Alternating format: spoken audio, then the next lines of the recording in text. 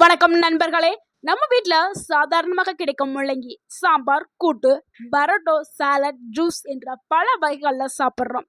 ஆனால் முள்ளங்கி நல்லது என்பதற்காக எல்லாவற்றுடன் சேர்த்து சாப்பிடணும் நினைச்சா அது மிகப்பெரிய தவறு.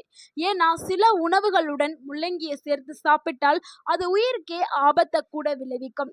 இதனால வயிற்றுப்போக்கு, வாய்வு பிரச்சனை, தைராய்டு பிரச்சனை, செரிமான கோளாறு, அலர்ஜி போன்ற பார்க்க விளைவுகளை ஏற்படுத்தும் பிரச்சனைகள் வர்றதுக்கான வாய்ப்புகள் அதிகமாகவே இருக்குது. இன்னைக்கு இந்த வீடியோவில் முள்ளங்கி கூட தவறுதலா கூட சேர்க்கக்கூடாத ஒரு 5 உணவுகளை பற்றி தான் பார்க்க போகிறோம். அதை சேர்க்கிறதுனால உங்கள் உடலுக்கு என்ன மாதிரியான பிரச்சனைகள் வருகிறது அதையும் பார்க்க போகிறோம். யாரெல்லாம் முள்ளங்கி சாப்பிடலாம், யாரெல்லாம் சாப்பிடக்கூடாது, இதனால் என்ன நன்மை அப்படிங்கிறதையும் பார்க்க போகிறோம். ஸோ வீடியோவை முழுமையாக பாருங்கள். கண்டிப்பாக உங்களுக்கு இந்த ஒரு வீடியோ உங்களுக்கு உதவியாக இருக்கும். முள்ளங்கில என்னென்ன ஊட்டச்சத்துக்கள் இருக்குது அப்படிங்கிறத தெரிஞ்சுக்கலாம். முள்ளங்கில vitamin C, potassium, fibre, antioxidant, folate, calcium இந்த மாதிரியான உடலுக்கு தேவையான எல்லா ஊட்டச்சத்துக்களுமே முள்ளங்கில இருக்கு. அதனால தான் முள்ளங்கிய ஒரு சூப்பர் உணவா சொல்றது. நிறைய பேருக்கு தெரிய மாட்டேங்குது. முள்ளங்கி அப்படின்னு சொல்லிட்டு அது ஒரு சாதாரண உணவா கருதுறாங்க. ஆனா முள்ளங்கி ஒரு சூப்பரான உணவுங்க. முள்ளங்கியை சாப்பிட்டால் செரிமானம் நல்லாவே இயங்க ஆரம்பிக்கும். உடல் சூடு குறையும். கல்லீரல் சுத்தமாக்கப்படும். நிறைய பேருக்கு கல்லீரல் ப்ராப்ளம், கல்லீரல் ரொம்பவே டேமேஜ் ஆகியிருக்கும். ஸோ கல்லீரலை டீடாக்ஸ் பண்ணுறதுக்கு இந்த முள்ளங்கி உதவி பண்ணுது. மலச்சிக்கலை குறைக்கிறதுக்கும் உதவி பண்ணுது. உடல் எடையை குறைக்கிறதுக்கு, முக்கியமாக சர்மத்தை பிரகாசமாக வைக்கிறதுக்கு உதவி பண்ணுது. இதனால தான் பலர் டயட்டில் முள்ளங்கியை பயன்படுத்துகிறாங்க. ஆனால் அளவுக்கு மீறினால் அமிர்தமும் நஞ்சாகும். அளவோடு எடுத்துக்கிறது ரொம்ப ரொம்ப முக்கியம். அதே மாதிரி தவறான ஃபுட் காம்பினேஷன் சாப்பிட்டு வந்தால் உடலுக்கு மிகப்பெரிய பாதிப்பையும் ஏற்படுத்தலாம். ஸோ முள்ளங்கி கூட சேர்க்கக்கூடாத, சாப்பிடக்கூடாத 5 உணவுகளை பார்க்கலாம். முள்ளங்கி ஒரு சூப்பரான உணவு அப்படிங்கிறத நம்ம இவ்வளோ நேரம் பார்த்தோம். இப்போ அது கூட சாப்பிடக்கூடாத உணவில் முதல் உணவு என்னென்னா பால் தாங்க. பால் ப்ளஸ் முள்ளங்கிங்கிறது ஒரு தவறான சேர்க்கை. முள்ளங்கி சாப்பிட்ட உடனே பால் குடிக்கக்கூடாது. நம்ம மதியான உணவில் ஏதோ சாம்பாரில் முள்ளங்கி போட்டிருப்போம். அந்த சாம்பாரில் உள்ள முள்ளங்கியும் சாப்பிட்டுட்டு ஒரு கிளாஸ் பால் நம்ம தெரியாமல் குடிப்போம். இதனால் பலவிதமான பிரச்சனைகள் வரும். எல்லாருக்கும் ஏற்படுமா அப்படின்னு நம்ம சொல்ல முடியாது. ஏன்னா ஒவ்வொருத்தவங்களுடைய உடல்நிலையும் ஒவ்வொரு மாதிரி இருக்குது. இது சிலருக்கு கண்டிப்பாக நடைபெறலாம், சிலருக்கு நடக்காமலும் போகலாம். முள்ளங்கில இருக்கக்கூடிய சில இயற்கையான காம்பவுண்ட்ஸ் பாலின் செரிமானத்தை ஸ்லோவாக்கிறது.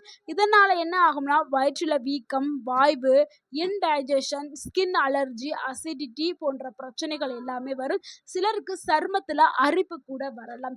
ஏன்னா நம்மளுக்கு நல்லா தான் இருப்போம், திடீர்னு அரிக்கும். அதுக்கு அரிப்பு வர்றதுக்கு காரணம் என்ன அப்படின்னு நம்மளுக்கு தெரியாது. நம்ம சாப்பிட்ட உணவுகளில் ஆராயும் போதுதான் தெரியும். நிறைய பேருக்கு இது நடந்திருக்கும்.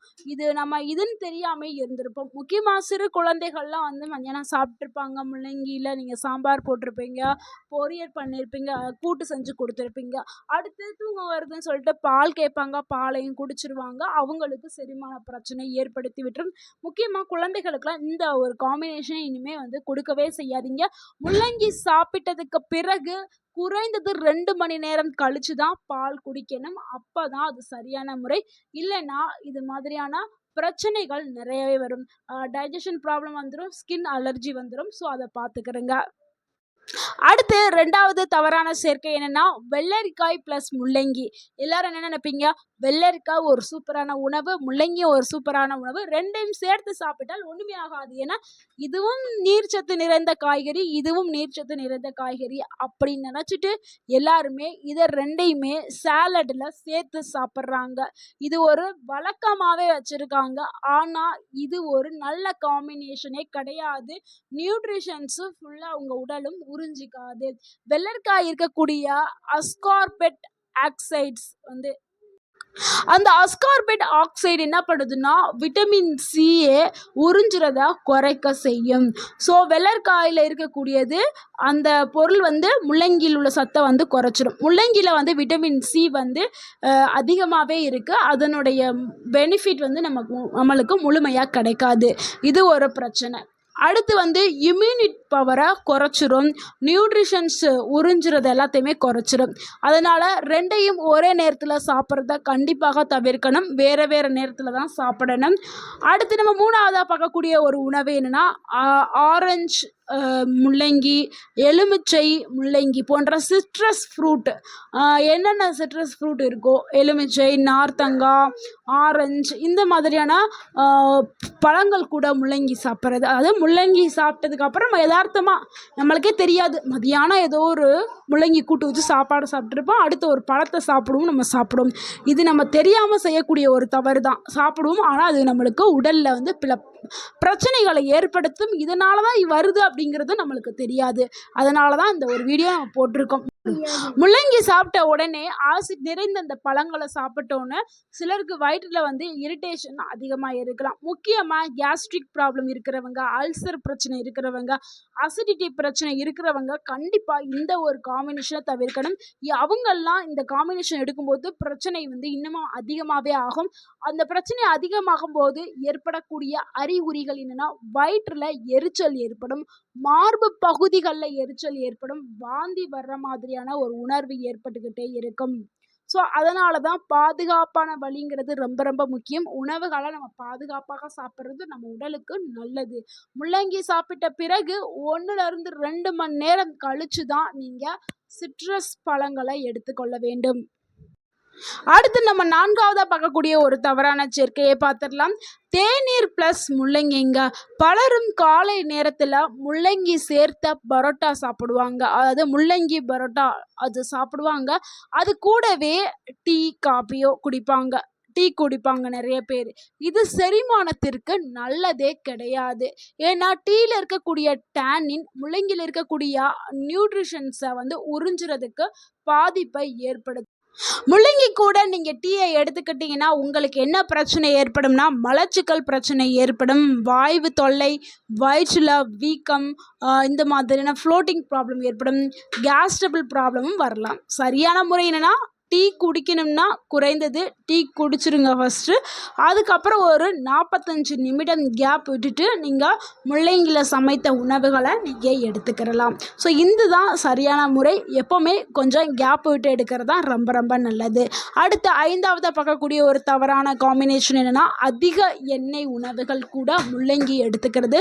முள்ளங்கி வந்து ஒரு லைட் வெஜிடபிள்ஸ், ஆனால் இதை வந்து ரொம்ப டீப் ஃப்ரை பண்ண எண்ணெய்களில் பொரித்து வறுத்து எடுத்த உணவுகளோடு சேர்த்து சாப்பிடும்போது செரிமானம் பாதிக்கப்படும். உதாரணமாக இப்போ எண்ணெயில் பொரிச்சது வறுத்ததுன்னா, இப்போ பஜ்ஜி அதெல்லாம் வந்து நம்ம ஈவினிங் ஸ்நாக்ஸாக சாப்பிடுவோம். பஜ்ஜி, சிக்கன், இதெல்லாம் சில்லி சிக்கன், இதெல்லாம் எண்ணெயில் நிறையாவே பொரித்து எடுத்து சாப்பிடுவோம். அடுத்து ஃபாஸ்ட் ஃபுட், இது கூடலாம் நம்ம வந்து முள்ளங்கியை சேர்த்து சாப்பிடக்கூடாது.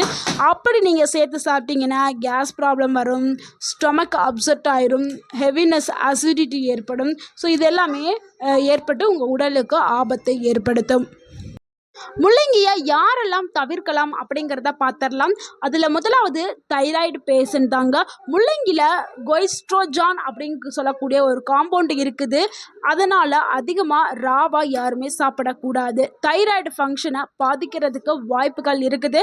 அதனால தான் தைராய்டு பேஷண்ட்ஸ் முள்ளங்கி எடுக்கக்கூடாது. அப்படி எடுக்கிறா இருந்தால் நீங்கள் நல்லாவே குக் பண்ணி அளவான அளவு தான், அதாவது அதிகமாக எடுக்கக்கூடாது, மாடரேட்டான அளவை வந்து நீங்கள் எடுக்கிறது உங்களுக்கு பாதுகாப்பானது. அதிக அளவில் சாப்பிட வேண்டும். அடுத்து 2வது ஆள் யாருன்னா, லோ பிபி இருக்கிறவங்க. முள்ளங்கி வந்து பிளட் ப்ரெஷரை வந்து குறைக்கிறதுக்கு உதவி பண்ணும். ஏற்கனவே உங்களுக்கு பிளட் ப்ரெஷர் வந்து குறைவாக இருக்கிறதுனால அதிகமாகவே சாப்பிடக்கூடாது. அடுத்து 3வது யாருன்னா, சென்சிட்டிவ் ஸ்டொமக் இருக்கிறவங்க கண்டிப்பாக முள்ளங்கியை ராவாக சாப்பிடக்கூடாது. அப்படி சாப்பிட்டால் சிலருக்கு கேஸ் அதிகமாகிடும். இதனால் வந்து நீங்கள் இதை சமைச்சு குக் பண்ணி சாம்பார், பொரியல் அந்த மாதிரி சாப்பிட்றது ரொம்பவே நல்லது. மற்ற எல்லாருமே முள்ளங்கியை தாராளமாக சாப்பிட்லாம். முள்ளங்கியை சரியான முறையில் சாப்பிட்றதுக்கான சிறந்த நேரம் இதை பார்க்கலாம். ஸோ காலை நேரத்தில் எடுத்துக்கிறது ரொம்பவே நல்லது. சிறிதளவு சாலடாக சாப்பிட்லாம். மதிய உணவில் சாம்பார் அல்லது கூட்டு வடிவில் எடுத்துக்கிறது நம்மளுடைய செரிமானத்துக்கு ரொம்பவே நல்லது. இரவு நேரத்தில் வந்து அதிகமாக சாப்பிடக்கூடாது. முக்கியமாக ராவா சாப்பிட்றத நீங்கள் அவாய்ட் பண்ணணும். ஏன்னா சிலருக்கு இரவில் வந்து கேஸ் ப்ராப்ளம் அதிகமாகவே வரும். ஸோ அதனால் தவிர்க்கிறது ரொம்பவே நல்லது. முள்ளங்கி சாப்பிடும்போது கவனிக்க வேண்டிய முக்கியமான விஷயங்கள் என்னன்னா, எப்போவுமே ஃப்ரெஷ்ஷான ரேடிஸை மட்டும் வாங்குங்க. கசப்பாக இருந்துச்சுன்னா அதை தவிர்த்துருங்க. நன்றாவே கழுவி சாப்பிடுங்க. அதிகமாக ராவா தினமும் சாப்பிடாதீங்க. குழந்தைகளுக்கு அளவாக மட்டுமே கொடுங்க. மருத்துவர் கூறக்கூடிய அறிகுறி என்னவா, முள்ளங்கி வந்து ஒரு நல்ல காய்கறி தான், ஆனால் அதிகமாக சாப்பிட்டாதான் அது அதிக நன்மை என்பது தவறான எண்ணம். ஸோ எப்போவுமே ஒரு நாளைக்கு ஒரு அளவு அப்படிங்கிறது இருக்கு. நீங்கள் வந்து எப்போவுமே அளவாக தான் சாப்பிடணும். அளவுக்கு மீறினால் அது அமிர்தமாதல் நஞ்சை ஏற்படுத்தும். உடலுக்கு ஏற்ற அளவில் மட்டும் சரியான காம்பினேஷனில் எடுக்கணும். அப்படி தான் உங்களுக்கு முழுமையான பலன்கள் வந்து உங்களுக்கு கிடைக்கும் அப்படின்னு சொல்லிட்டு மருத்துவருடைய அறிகுறி. ஸோ இன்னுமே நீங்கள் முள்ளங்கியை சாப்பிடும் பொழுது பார்த்து சாப்பிடுங்கள். சரியான உணவுகளோடு சேர்த்து சாப்பிடுங்கள். நண்பர்களே, இன்னைக்கு நம்ம பார்த்த முள்ளங்கியுடைய நன்மைகள், சேர்த்து சாப்பிடக்கூடாத 5 உணவுகள், யாரெல்லாம் சாப்பிடலாம் யாரெல்லாம் சாப்பிடக்கூடாது அப்படின்னு எல்லா தகவலையும் நம்ம பார்த்தோம். இந்த ஒரு தகவல் உங்களுக்கு பயனுள்ளதாக இருந்துச்சுன்னா இந்த வீடியோக்கு லைக் பண்ணுங்க. இந்த வீடியோவை உங்களுடைய ஃப்ரெண்ட்ஸ் அண்ட் ஃபேமிலிக்கு ஷேர் பண்ணுங்க. மறக்காம கமெண்ட் பண்ணுங்க. மறக்காம எங்க சேனலை சப்ஸ்கிரைப் பண்ணுங்க, சப்போர்ட் பண்ணுங்க, கமெண்ட் பண்ணுங்க. தேங்க்யூ ஃபார் வாட்சிங்.